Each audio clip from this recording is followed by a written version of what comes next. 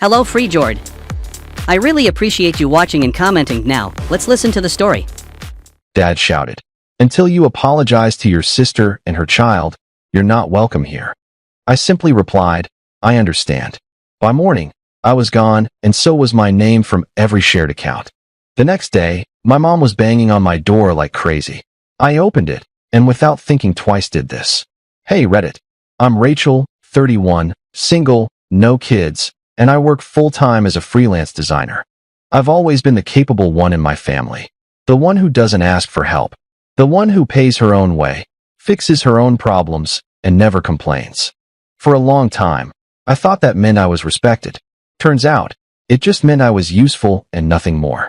It all started when my parents bought this broken-down house up in northern Michigan. They called it their dream home, even though it looked like it had been abandoned mid-renovation in 1998. They were excited, overwhelmed, and completely unprepared for the amount of work it needed. So, of course, they called me, said they couldn't afford contractors, said they just needed a little help. Asked if I could come up for a week or so to get things started. I agreed partly because I felt bad and partly because I thought it might be a good chance to reconnect. My relationship with my family has always been complicated, especially with my younger sister, Claire. Claire's 28, a single mom, and a professional victim. She's the type who starts arguments and then cries when people push back. Our parents eat it up. They always have. She was going to be there, too, with her 3-year-old son, which should have been my first red flag. I showed up with tools, work clothes, and a trunk full of supplies I paid for out of pocket. Paint, tile, wiring, even some plumbing stuff. I cleared my schedule, taken time off, and planned out a whole week of work. Claire showed up with an overnight bag and an attitude. The first few days, I barely saw her. She spent most of the time watching Netflix or FaceTiming her friends. I was the one in the attic pulling out insulation. I was the one sanding cabinets, fixing outlets, hauling trash to the dump. Her kid was sweet but all over the place, and she barely watched him. He broke things, spilled food, screamed nonstop. Every time I said something, Claire twisted it. She'd sigh loudly or say something snarky, and then run to mom and dad, acting like I'd insulted her parenting. By day 5, I'd had enough. But I stuck it out, partly out of guilt, and partly because I'd already sunk money and time into this. The final blow came on day 7. Claire claimed I'd called her son a brat. I hadn't. I said word for word that he needed a nap. That was it. But she stormed off crying like I'd screamed at her. Mom and Dad circled her instantly, comforting her while glaring at me like I'd slapped her. Dad told me flat out, until you apologize to your sister and her kid, you're not welcome here. I didn't yell, didn't argue, just looked at him and said, understood. The next morning, before anyone woke up, I packed everything, left the house key on the counter. But I didn't just walk out. I pulled out of every shared account. The joint Home Depot card I'd co-signed, the renovation fund we were all supposedly contributing to, which I'd put over $3,000 into. I transferred my portion back to my own account, canceled the auto payments, wiped myself clean from everything tied to that house. I was back in Ohio by late afternoon, slept like a rock. But by 9 a.m. the next day, my mom was at my door banging like the place was on fire. No call, no text, just pure rage. When I opened it, she barely said a word before launching into a tirade. I didn't yell back. I didn't defend myself. I just asked, did you ever actually care about me or just my money? And that's when things really blew up. The second I said it, did you ever actually care about me or just my money? My mom froze. She didn't expect that. He came ready for a fight, but not that kind of question. The kind that cuts deeper than yelling ever could. She didn't answer. Just pushed past me into the apartment, ranting about how I'd overreacted, how I'd embarrassed the family, and how Dad had barely slept because of the stress. I just stood there and let her talk. Then she got to the real reason she was there. Apparently, they tried to use the shared card at the hardware store that morning, and it was declined. The Home Depot account was shut down. So was the backup debit card they'd been using to buy renovation materials. And when she checked the renovation fund, half of it was gone. My half. I told her calmly that I'd taken back only what was mine. She said that money wasn't meant to be touched yet. I asked why I should keep bankrolling a project I wasn't even welcome at. She got quiet for a second. Then she said, you should have talked to us first. I reminded her that I tried for 7 days. I tried. I brought the tools. I paid for supplies. I spent more time in their house than I had in my own. And all they ever did was tell me I wasn't doing it right, or not fast enough, or not with enough grace for Claire's fragile feelings. That's when she started to cry, said I was tearing the family apart. I almost laughed. I told her the family was already torn. I just stopped pretending everything was fine. I wasn't going to apologize to Claire. I wasn't going to let them gaslight me anymore. And if they needed money that badly, maybe they should ask the daughter they love so much. She left not long after that, slamming the door behind her. I thought that might be the end of it. It wasn't. An hour later, Claire posted this long dramatic story on Facebook about how I'd abandoned our parents during the biggest project of their lives. She made it sound like I left them broke, stranded, and brokenhearted, all because I couldn't handle being around a child. He tagged me in it, and that's when the calls started. Cousins, old family, friends, even a couple of aunts. Some people stayed neutral, but others didn't. I heard everything from, "Why are you being so cold?" to "You should be ashamed." Most of them clearly didn't know the real story, so I decided to tell it publicly. I shared screenshots of bank transfers, receipts for supplies I paid for, and a detailed timeline of everything I did during those 8 days, down to the hour. I didn't attack anyone. I just presented the facts that IT spread quickly. By the end of the day, the tone completely changed. People started messaging me privately, not to accuse me, but to apologize. Many said they'd been through similar situations. Others told me they were proud of me for finally standing up to a family dynamic no one ever talks about. Even a few aunts reached out. One of them, Aunt Laura, said something I'll never forget. "We always knew they leaned on you too hard. We just didn't realize how bad it was." That night, I sat on my couch with my phone buzzing nonstop and realized something I should have understood years ago. They never wanted me there to help. They just wanted me to pay for the things they couldn't do themselves. And once the money stopped, so did their patience. Mine did. 2.2 days after everything went public, the group chats went quiet. No texts from my parents. No more Facebook shade from Claire. Nothing. It felt like the calm after a storm, but not the peaceful kind. More like the eerie silence before another wave hits. And sure enough, it did. My dad called late Thursday night. No text first, just a missed call, then another, then another. I finally answered, thinking maybe he'd be civil. He wasn't. He lectured me about respect and family loyalty, said I had humiliated them by involving extended family in what should have stayed private. He talked about pride, honor, and how hard things had been lately, but never once admitted they'd done anything wrong. Then he asked me to fix it. He wanted me to post a follow-up saying I'd misunderstood, that stress got to me, that I went too far, and wanted to apologize, especially to Claire. I asked if Claire had apologized for lying on social media, or if Mom had told him what she said to me at the door. He ignored that. Then he said something that made everything click. "We can't afford to keep this up, Rachel. We're already behind on the siding, and the electrician needs another deposit." There was no concern for me. No regret. Just money that I asked if they ever planned to pay me back for the supplies and work I'd already done. He said they were going to, but things had changed.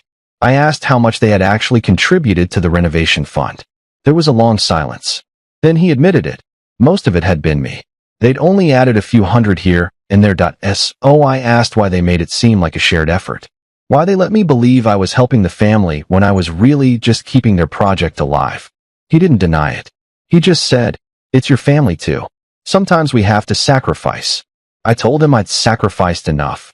Years of being the responsible one, the fixer, the one who stayed quiet to keep the peace. And for what? So Claire could play the victim while they treated me like a contractor with a checkbook. I said no. No to the fake apology. No to cleaning it up. No to more money. That's when he got angry. He said, "If you walk away now, don't expect us to come running when things get hard for you." I replied, "I won't." I never did. Then I hung up. That was the last time I spoke to either of my parents directly. After that came the predictable guilt emails from Mom, passive-aggressive texts from Claire, and a group message from a cousin saying the family was worried about me. I didn't respond. Instead, I booked my first therapy appointment the very next day. It started to hit me. This wasn't just about the house, or the money, or even Claire. It was about years of being valued only for what I could provide. And now that I'd stopped providing, they didn't know what to do with me. A week after I cut contact, everything was still quiet. Too quiet. No voicemails.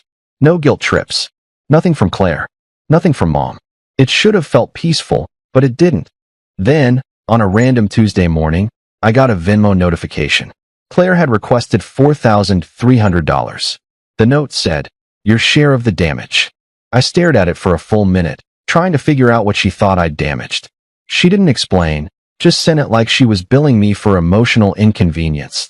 That's when I realized they were unraveling. Claire probably thought it was a power move, but to me it screamed desperation. Then it got stranger. 2 days later, my landlord called and said someone had been parked outside my building for the last 2 nights. Same car, same spot. Not causing trouble, just sitting there. At first, I thought it was nothing. Then I remembered something Dad had joked about months earlier, that if I ever went off the rails, he'd come find me. I checked the building cameras the next day. It was his car. He was watching me. I didn't confront him. I didn't call. I documented everything, screenshots, dates, times. By then, I'd already had 2 therapy sessions. My therapist told me not to escalate. Just observe. Set boundaries. Stick to them. But the biggest shock came from the bank. One afternoon, I got a fraud alert on an old account I barely used anymore. The same one my parents had temporary access to years ago when I helped them refinance. I thought I'd locked it down. Turns out, I hadn't fully removed their linked devices. Someone had tried to access the account. I locked everything down immediately, 2-factor authentication, new passwords, and even a new bank. I called and asked for an investigation. They couldn't confirm exactly who it was, but the login attempt came from their area. And that's when it finally clicked. They never really needed me. They needed access. Access to credit, to money, to information, to the kind of responsibility they never developed for themselves because someone, me, had always filled the gaps. And now that I was done being useful, they were looking for other ways in. Through guilt. Through manipulation. Through doors I didn't realize were still open. I felt sick. But I also felt awake. The next day, I did something that surprised even me. I reached out to my uncle, my mom's younger brother. We hadn't spoken in years, mostly because he lived out west and stayed out of family drama. I told him everything. He didn't hesitate. He said, "Rachel, they've been using you since you were in college." Then he told me something I'd never known. When Claire got pregnant, our parents were nearly bankrupt. They were trying to sell the old house. They borrowed money, not just from me, but from several relatives. The difference was that I was the only one they expected to keep giving. Everyone else eventually pushed back. Me, they kept close, because I never said no. I ended the call and just sat there in silence. Deep down, I'd always suspected they didn't see me as a daughter, just a resource. But hearing it confirmed did something to me. I wasn't just going to cut them off. I was going to make sure they never had the chance to use me again. After that conversation, everything came into focus. The guilt trips. The fake emergencies. The way my generosity was turned into obligation. This was never just about the house, Claire's drama, or even money. It was about control, and I was done. The next family gathering was my cousin's engagement party, the first big event since everything fell apart. I hadn't planned to go, but Aunt Laura said, "You've got nothing to hide." So I went. The room was tense. Some people stared, others avoided eye contact. Then, quietly, relatives began coming up to me. A few hugged me. One cousin said, "We were wondering when someone would finally stand up to them." Across the room, I saw Mom, Dad, and Claire. Claire wore a fake smile. Dad wouldn't look at me. Mom waved like nothing had happened. Later, I overheard Claire calling it a small misunderstanding, saying I was cold and spiteful, even claiming I owed her money. So I stood up and calmly said, "Claire, you lied about me online. Dad told me I wasn't welcome unless I apologized for something I didn't do. Mom came to my apartment demanding money. That's not a misunderstanding. That's a pattern." The table went silent. I added, "I helped because I wanted to. But when help became entitlement, I walked away. And I'm not sorry."